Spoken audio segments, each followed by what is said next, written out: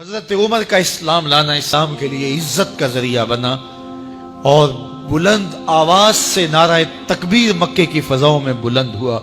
40 مسلمان جب ہو گئے تو پھر میرے رب نے کہا یا ایھا النبی حسبک اللہ، اے نبی تمہارے لیے اللہ کافی ہے، ومن اتبعک من المؤمنین، اور تمہارے لیے اہل ایمان کافی ہے۔ حضور علیہ السلام کے حوالے سے ان کی حساسیت اور ان کا جوش و جذبہ اور ان کی غیرت ایمانی دیدنی تھی۔ حضرت شاہ ولی اللہ محدث دہلوی علیہ رحمہ فرماتے ہیں کہ 17 مقامات پہ قرآن مجید میں حضرت عمر کی رائے کے مطابق قرآن نازل ہوا۔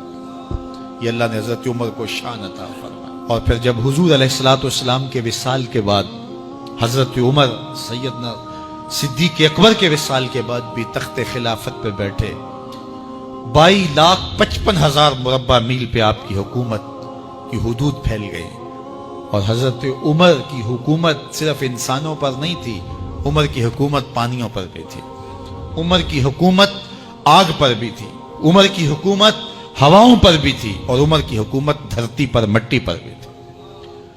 آپ جانتے ہیں کہ مصر کے گورنر نے لکھا کہ یہاں تو عجیب کہانیاں ہیں۔ کیا ہوا؟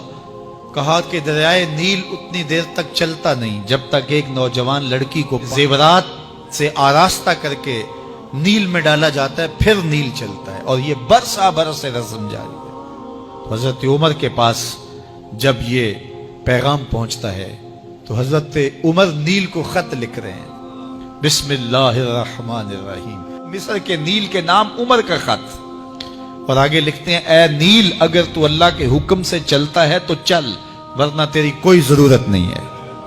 اور رکا لکھ کر کاسد کو دیا، جا کے یہ دریائے نیل میں ڈال دو۔ اللہ اکبر، جن کے رکے دریا بھی مانتے ہیں، پانیوں پر بھی حکومت ہے۔ اور نیل میں جب وہ رکا ڈالا گیا، نیل ایسا چلا آج تک کبھی رکا ہی نہیں ہے۔ پانیوں پر حکومت، ہواؤں پہ حکومت۔ مسجد نبوی کا ممبر ہے، عمر خطبہ دے رہے ہیں، عراق کے علاقہ نہاون میں جنگ ہو رہی ہے، مدینے سے 1 مہینے کی مسافت ہے، 1 مہینہ مسلسل چلیں تو نہاون آتا ہے۔ حضرت عمر خطبہ دیتے دیتے درمیان میں جملہ معترضہ کا، یا ساریہ الجبل، اے ساریہ پہاڑ نہ چھوڑنا۔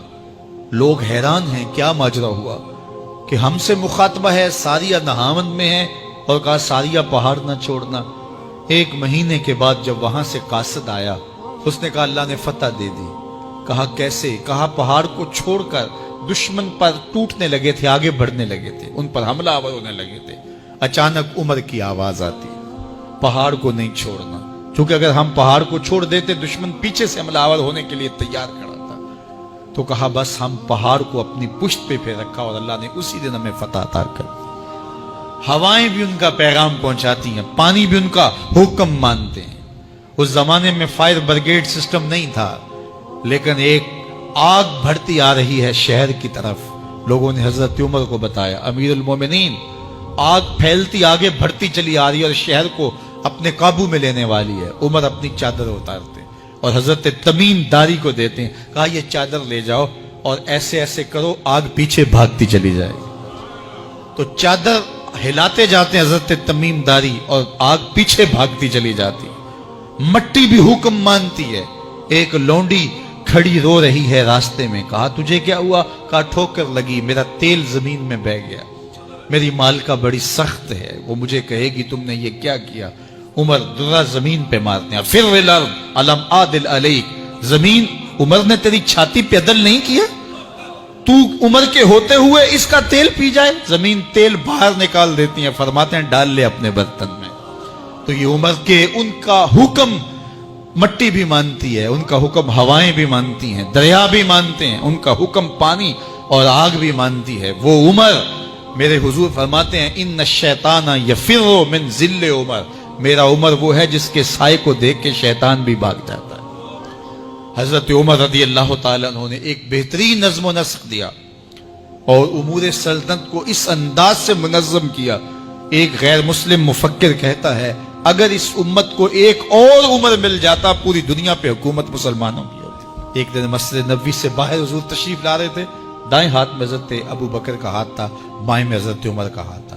ایسے باہر کی جانب آ رہے تھے، دروازے سے کوئی بندہ داخل ہوا تو اس کو دیکھ کے حضور نے فرمایا ہا کازا نبعث یوم القیامہ، قیامت کے دن جب قبروں سے اٹھائے جائیں گے ہم ایسے ہی اٹھیں گے، میرے دائیں ہاتھ میں ابو بکر کا ہاتھ ہوگا، بائیں میں عمر کا ہاتھ ہوگا۔ اللہ اکبر، جے شک ہووی تے چل مدینے، جے شک ہووی تے چل مدینے، آ ویکھ لے جوڑ مزاراں دا بن یار نبی دیاں